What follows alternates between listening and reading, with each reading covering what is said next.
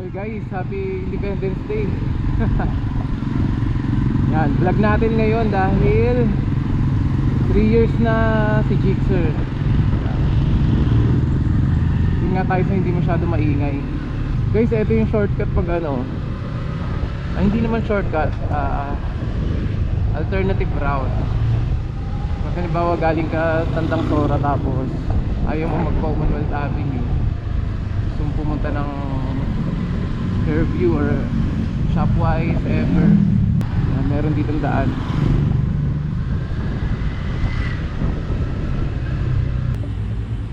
So yun nga guys, 3 years na siya. Ang bilis ng panahon, ano. Sakto din, June 12 ko din siyang nakuha noong 2023. So kamusta naman, diba?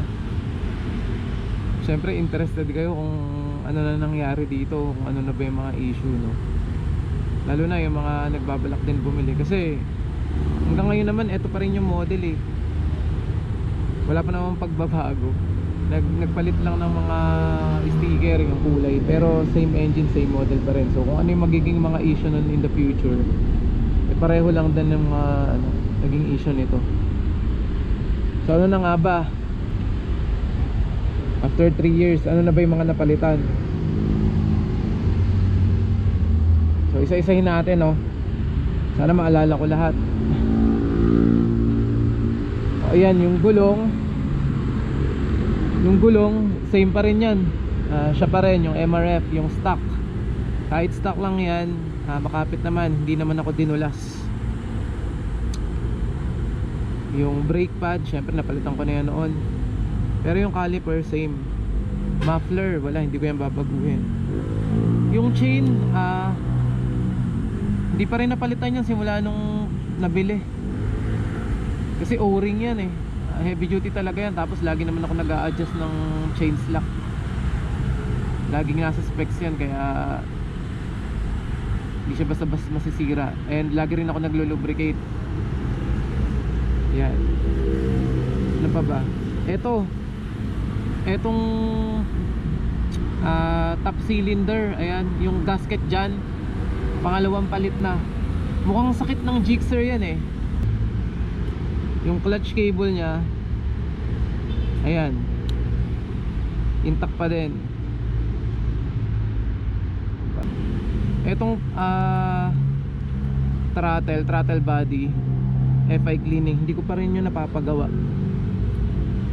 Yun, yung shock ko okay pa rin, ayun, no? Kasi may cover yan eh. So hindi pa rin napapalitan yan. Mga ilaw, wala pa rin napupundi guys. Etong mga switches, ito, yan, okay pa rin naman. Pero etong ano, high beam, nung nababad siya sa ulan, naglolo ko. Pero ngayon okay na. Nilagyan ko lang siya ng, inisprayan ko lang ng contact cleaner. Ngayon okay na naman siya. Ayan, try natin Ayan. Ayan o. Ayan, okay naman siya. Ayan.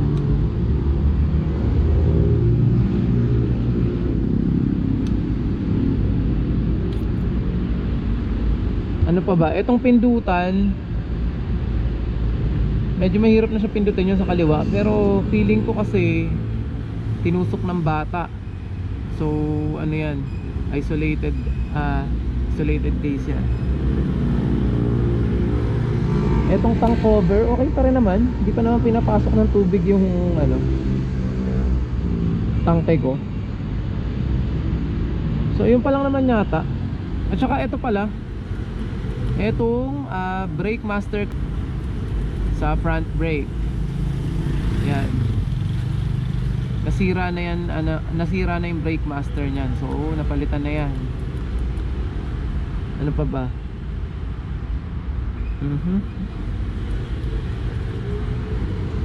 So ayun lang yata eh.